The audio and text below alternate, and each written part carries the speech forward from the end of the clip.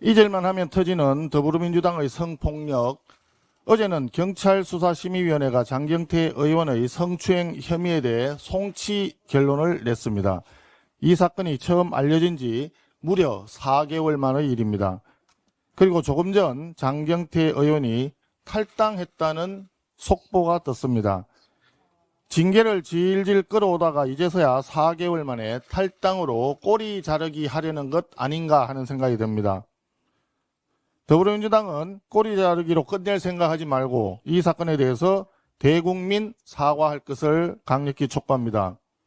아울러 국회가 성폭력 근절에 대한 확고한 의지를 다짐하기 위해서 여야 합의로 장경태 의원을 윤리위에 회부하여 국회의원직에서 제명할 것을 제안합니다.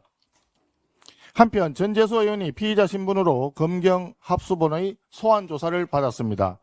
민중기 특검이 통일교 윤영호 본부장으로부터 진술을 받은 지 무려 7개월 만입니다. 똑같은 진술을 같은 시기에 받은 권성동 의원은 그 사이에 구속이 되었고 기소되어 벌써 1심 판결이 났습니다. 이것이 과연 공정한 것입니까? 야당에 대해서는 정광석화처럼 수사가 이루어지는데 반대로 살아있는 권력 앞에서는 항상 느림보 수사가 이루어집니다. 민중기 특검이 사건을 은폐하고 합수본이 미적거리면서 증거인멸 시간을 벌어주는 동안 전재수 의원은 밭두렁에 사무실 컴퓨터 하드디스크를 버리고 부산시장 선거에 뛰어들었습니다. 합수본의 수사가 전재수 의원에게 면죄부를 주기 위한 요식 행위로 그친다면 국민들께서는 절대 용납하지 않을 것입니다.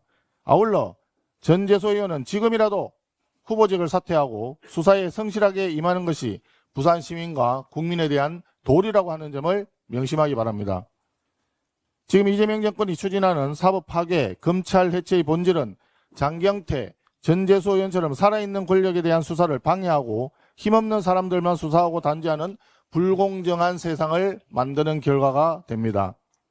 지난해 8월 정성호 법무부 장관은 국무회의에서 전체 검찰 수사 중에 정치 관련 특수부 사건은 0.1% 수준에 불과하다고 밝힌 바 있습니다.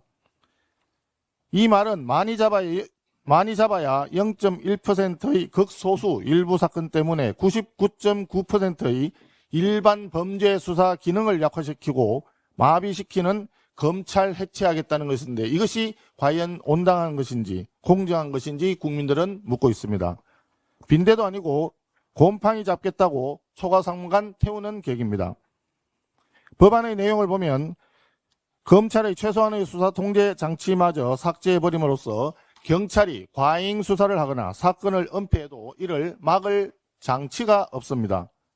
사실상 모든 수사 지휘 권한이 행안부 장관, 즉 정권의 손아귀에 들어가 모든 권력 비리 수사를 덮어버릴 우려가 큽니다. 장경태, 전재수 수사가 과연 제대로 되겠습니까?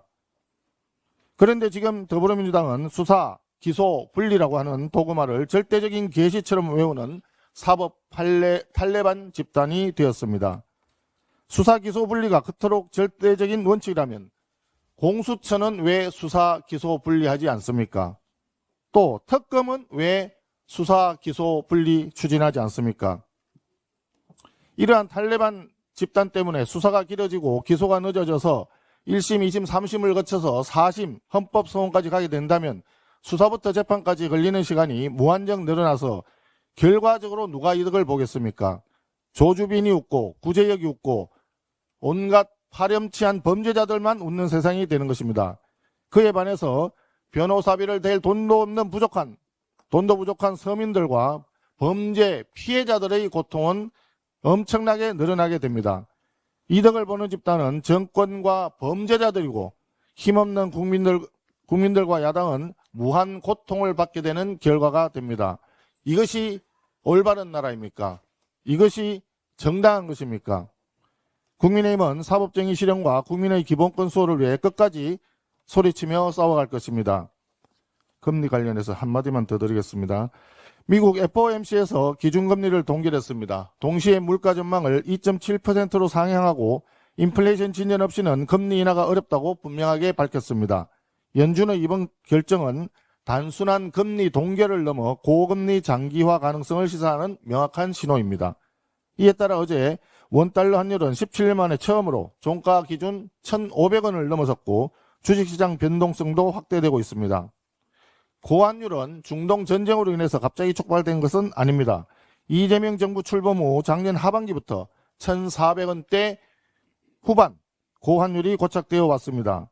이 고환율의 근본 원인은 관세 협상 실패에 따른 연간 200억 달러 외화 유출에 대한 우려, 대미 투자 압박을 받게 된 대기업들의 달러 환전 보류 등 여러 요인들이 있습니다. 한마디로 명백히 이재명 정부의 환율 관리 실패로 인한 것입니다. 문제는 이번 연준의 금리 동결로 한은의 금리 인하 여력이 제약되고 에너지 수입 의존도가 높은 우리 경제는 물가 상승과 경기 둔화가 동시에 나타나는 스태그플레이션 위험이 더욱 고조되고 있다는 점입니다. 이처럼 고금리, 고유가, 고환율, 경기 침체라고 하는 복합 경제 위기가 고조되어 있는 상황에서 정부 여당은 스태그플레이션 대책을 비롯한 경제 정책에는 관심도 없고 사법 파괴, 검찰 해체, 대통령 범죄 지우기 이러한 정략에만 몰두하고 있습니다. 민생 경제에 쓰나미가 몰려드는데 한가하게 정치 노름에 열중하고 있는 집권 세력의 무책임한 행태를 국민들과 함께 강력히 규탄합니다.